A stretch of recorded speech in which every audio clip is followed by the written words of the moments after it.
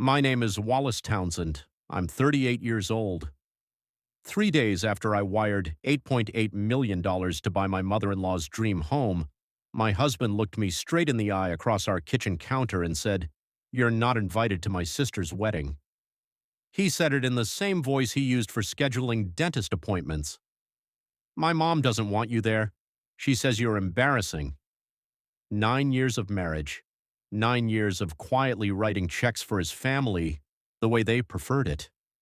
And that Friday evening, standing in the house I had paid for, holding a wine glass I had paid for, I finally understood exactly what all that money had bought me. I said the only thing left to say. Got it. 1 hour later, I picked up the phone and made a single call. No shouting, no threats, barely 3 minutes long. And what that call set in motion is why the Bennett family will never say my name the same way again. Welcome back to Calm Drama Stories, where quiet women finally stop paying for seats at tables that were never set for them. If these stories keep you company, drop a comment and subscribe.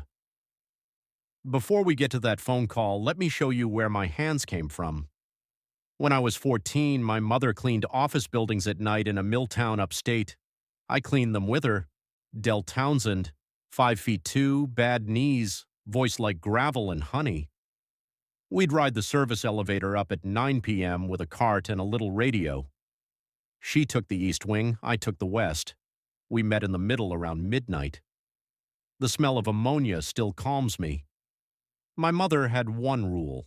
Every night, at every door, like a prayer, leave it cleaner than you found it. She meant the offices. It took me 24 years to understand she had also handed me the rule to leave a marriage.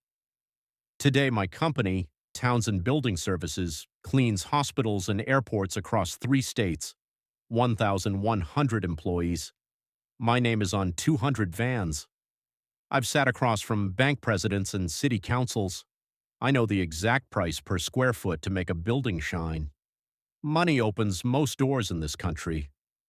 I believed that for a long time, because for a long time it was true. Then I married into the Bennett family of Charleston, a family with a name instead of a fortune, and I discovered the doors that money doesn't open. I tried. I tried with 8 figures. This is the story of what it cost to learn that lesson, and what I did the morning I finally graduated. Poverty teaches a smart little girl very early. You are kept where you are useful. I watched our landlady knock $30 off the rent after my mother started sweeping the stairwells for free. I watched and took notes the way children do. In high school, I stayed late in the chemistry lab because I cleaned the benches. That teacher wrote the letter that got me my scholarship. Help enough, scrub enough, show up enough. People will find you a corner. I built an entire company on being more useful than anyone else in the room. But somewhere along the way, useful stopped being what I did and became what I was. I have never arrived at anyone's home empty-handed. I have never let another person pick up a check. Friends have literally wrestled me for the bill and lost. My mother, who knew better, once watched me tip a waitress the size of the bill and said, "Baby, you give like you're paying somebody back." She was right. I started Townsend Building Services at 22 with a used van and a floor buffer I bought at auction. First contract, a dentist's office, $300 a month. I did the work myself at night. By 30, I had the county hospital. My hands still carry the calluses, souvenirs of that old floor buffer. At 28, I won the contract for a wealthy wealth management firm downtown. While measuring windows, a tall, unhurried man stepped out of the corner office and smiled at me like the morning was a private joke. That was Ethan Bennett. He was easy to love. He listened with his whole face. He was proud of me in public. My wife built her company from one van. But he said it the way you'd describe a fascinating documentary, something that happened to someone else. There were small flags. He straightened my collar before every room.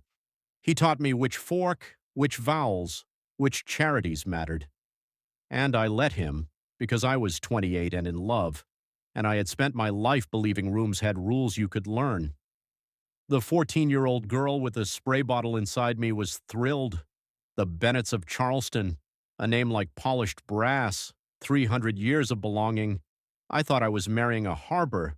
I was applying for a job. His